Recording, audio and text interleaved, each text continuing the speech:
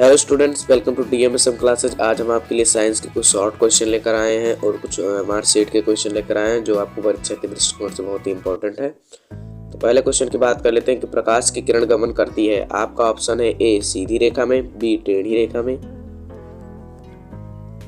या सी किसी भी दिशा में, या डी इनमें कोई नहीं। इसका सही आंसर है ए सीधी रेखा में। क्वेश्चन नंबर 2 है, प्रकाश का वेग न्यूनतम होता है। आपका ऑप्शन है ए निर्वात में, बी जल में, सी वायु में, या डी कांच में। इसका सही आंसर है डी कांच में। क्वेश्चन नंबर 3 है, मोटर गाड़ी के चालक के सामने लगा रहता है। आपका ऑप्शन है ए समतल दर्पण, बी उत्तल दर्पण, सी अवतल दर्पण, या डी अवतल लेंस। इसका सही आंसर है बी उत्तल दर्पण। क्वेश्चन नंबर 4 है, मोटर कार के हेडलाइट में किसका प्रयोग होता है। आपका ऑप्शन है ए समतल दर्पण का, बी उत्तल दर्पण का, सी अवतल दर्पण का, या डी उत्तल लेंस। इसका सही आंसर है अवतल दर्पण। क्वेश्चन नंबर 5 है, समतल दर्पण द्वारा बना प्रतिबिंब होता है। आपका ऑप्शन है ए वास्तविक, बी काल्पनिक, सी दोनों, डी इनमें से कोई नहीं। इसका सही आंसर है बी काल्पनिक। क्वेश्चन नंबर 6 है, लेंस की क्षमता का एसआई मात्रक होता है। आपका ऑप्शन है ए डायोप्टर, बी ल्यूमेन, सी लक्स, या डी एंगस्ट्रम। इसका सही आंसर है ए डायोप्टर। क्वेश्चन नंबर 7 के बारे में बात कर लेते हैं कि प्रकाश की किरणों को का पथ दर्शाने वाले चित्रों को कहा जाता है। आपका ऑप्शन है ए किरण आरेख, बी फोकस, सी किरण पुंज, या डी इनमें सभी। तो इसका सही आंसर है किरण आरेख। तो क्वेश्चन नंबर 8 के बारे में बात कर लेते हैं कि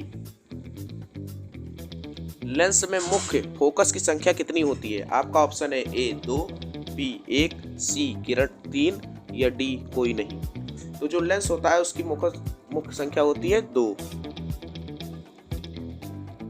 क्वेश्चन नंबर 9 के बारे में बात कर लेते हैं कि सर्च लाइट का परावर्तक सतह होता है। आपका ऑप्शन है ए उत्तल, बी अवतल, सी समतल, या डी कोई नहीं। तो इसका सही आंसर है बी उत्तल अवतल।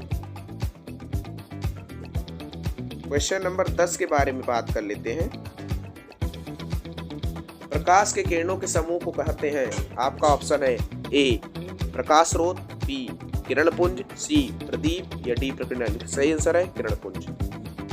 क्वेश्चन नंबर 11 के बारे में बात कर लेते हैं, उत्तल लेंस की क्षमता होती है। आपका ऑप्शन है ए ऋणात्मक, बी धनात्मक, सी ए और बी दोनों, या डी इनमें कोई नहीं। तो इसका सही आंसर है धनात्मक।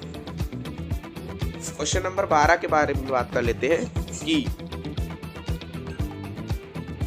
अवतल लेंस की क्षमता होती है ऋणात्मक, धनात्मक, ए और बी दोनों, या इनमें से कोई नहीं। तो जो इसका सही आंसर है वो है आपका ऋणात्मक। क्वेश्चन नंबर 13 के बारे में बात कर लेते हैं कि उत्तल लेंस को कहते हैं। आपका ऑप्शन है अभिसारी, बी द्वि उत्तल लेंस, सी अपसारी, या डी इनमें से कोई नहीं। तो इसका जो सही आंसर है वो है अभिसारी। क्वेश्चन नंबर 14 के बारे में बात कर लेते हैं कि अवतल लेंस को कहते हैं। आपका ऑप्शन है अभिसारी, बी द्वि उत्तल लेंस, द्वि अवतल लेंस, या सी अपसारी लेंस, या इनमें से कोई नहीं। तो इसका सही आंसर है आपका सी अपसारी लेंस। क्वेश्चन नंबर 15 के बारे में बात कर लेते हैं कि निम्न में से कौन सा पदार्थ लेंस बनाने के लिए प्रयुक्त नहीं किया जा सकता। आपका ऑप्शन है ए जल, बी कांच, सी प्लास्टिक, या डी मिट्टी। तो इसका सही आंसर है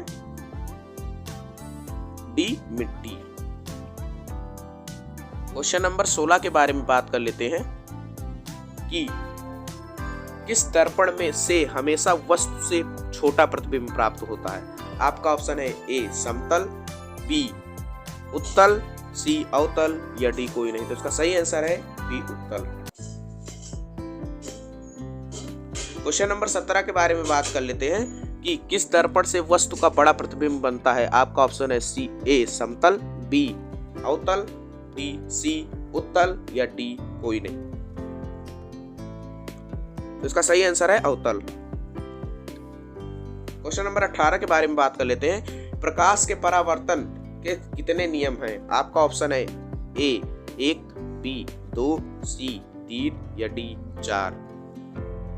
तो इसका जो सही आंसर है वो बी 2 है। क्वेश्चन नंबर 19 के बारे में बात कर लेते हैं कि जब प्रकाश की किरण हवा से कांच में प्रवेश करती है तो मुड़ जाती है। आपका ऑप्शन है अभिलंब से दूर, अभिलंब के निकट, अभिलंब के समानांतर या इनमें से कोई नहीं। तो इसका सही आंसर है बी अभिलंब के निकट।